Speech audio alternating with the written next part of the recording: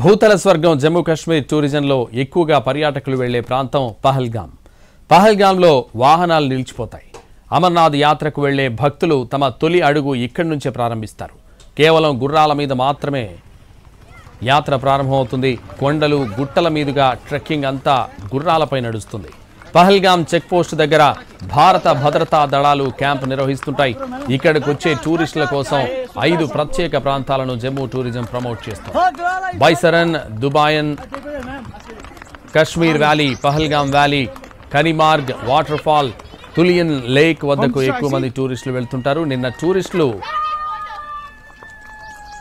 టెర్రరిస్టుల attack చేసిన mini Switzerland చేరుకోవాలంటే దాదాపు 2 గంటల పాటు గుర్రాలపై ప్రయాణం చేయాల్సి ఉంటుంది.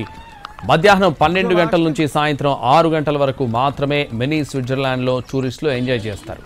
ఒక్కసారి అక్కడకు చేరుకుంటే బయటకు రావడం, అక్కడి నుంచి తప్పించుకోవడం కష్టం. చుట్టూ కొండలు గుట్టలున్న ప్రాంతం. కిందకు వెళ్లాలంటే అనుభవజ్ఞులైన గుర్రపు రౌతుల వలనే సాధ్యమవుతుంది.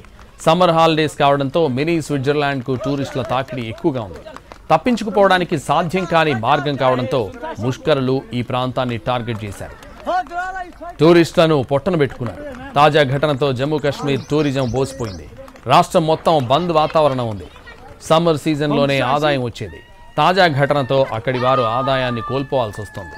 10 కిలోమీటర్ల మేర గుర్రాలపై ట్రెక్కింగ్ చేయాల్సి ఉండడంతో ఎవరిని మినీ స్విట్జర్లాండ్ వెళ్లకుండా భారత భద్రతా దళాలు ఆ ప్రాంతాన్ని తమ ఆధీనంలోకి తీసుకున్నారు.